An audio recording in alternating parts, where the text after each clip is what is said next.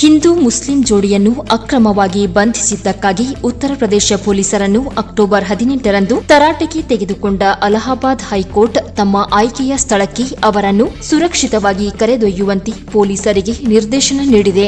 ನ್ಯಾಯಮೂರ್ತಿಗಳಾದ ಸಲೀಲ್ ಕುಮಾರ್ ರೈ ಮತ್ತು ದಿವೇಶ್ ಚಂದ್ರ ಸಮಂತ್ ಅವರಿದ್ದ ವಿಭಾಗೀಯ ಪೀಠ ಕಾನೂನು ಬಾಹಿರ ಹಸ್ತಕ್ಷೇಪದಿಂದ ಜೋಡಿಯನ್ನು ರಕ್ಷಿಸುವಂತೆ ಮತ್ತು ಅವರಿಗೆ ಭದ್ರತೆ ಒದಗಿಸುವಂತೆ ಪೊಲೀಸ್ ಆಯುಕ್ತರು ಅಲಿಗಢ್ ಮತ್ತು ಬರೇಲಿಯ ಹಿರಿಯ ಪೊಲೀಸ್ ವರಿಷ್ಠಾಧಿಕಾರಿಗಳಿಗೆ ನಿರ್ದೇಶಿಸಿತು.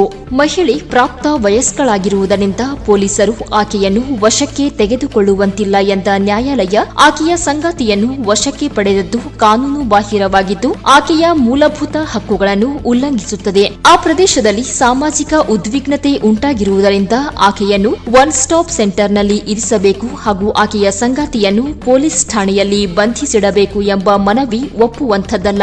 ಸಾಮಾಜಿಕ ಒತ್ತಡಕ್ಕೊಳಗಾಗಿ ಬಂಧಿಸುವುದು ಕಾನೂನು ಬಾಹಿರವಾಗಿದ್ದು ಜೋಡಿಯ ಬಂಧನಕ್ಕೆ ಕಾರಣರಾದ ಅಧಿಕಾರಿಗಳು ಇಲಾಖಾ ಕ್ರಮಕ್ಕೆ ಹೊಣೆಗಾರರಾಗಿರುತ್ತಾರೆ ಎಂದು ನ್ಯಾಯಾಲಯ ಹೇಳಿದೆ. ಒಬ್ಬ ವ್ಯಕ್ತಿಯನ್ನು ಪೊಲೀಸ್ ಅಥವಾ ಇತರೆ ಸರ್ಕಾರಿ ಅಧಿಕಾರಿಗಳು ಕಾನೂನಿನ ಆಧಾರದ ಮೇಲೆ ಮಾತ್ರ ಬಂಧಿಸಬಹುದು. ಸಾಮಾಜಿಕ ಒತ್ತಡದಡಿಯಲ್ಲಿ ಕಾನೂನಿನ ಅಧಿಕಾರವಿಲ್ಲದೆ ನಡೆಸುವ ಬಂಧನ ಕಾನೂನುಬದ್ಧವಾಗದು. ಬದಲಿಗೆ ಬಂಧನದ ಕಾನೂನು ಬಾಹಿರತೆಯನ್ನು ಹೆಚ್ಚಿಸುತ್ತದೆ. ಕಾನೂನಾತ್ಮಕ ಆಡಳಿತದಿಂದ ನಡೆಯುವ ಪ್ರಜಾಸತ್ತಾತ್ಮಕ ದೇಶದಲ್ಲಿ ರಾಜ್ಯ ಸರ್ಕಾರ ಮತ್ತದರ ಕಾನೂನು ಜಾರಿ ಇಲಾಖೆ ಸಾಮಾಜಿಕ ಒತ್ತಡಗಳಿಗೆ ಮಣಿಯದೆ ಜನರ ಸ್ವಾತಂತ್ರ್ಯ ರಕ್ಷಿಸಲು ತಮ್ಮ ಅಧಿಕಾರ ಬಳಸಬೇಕು.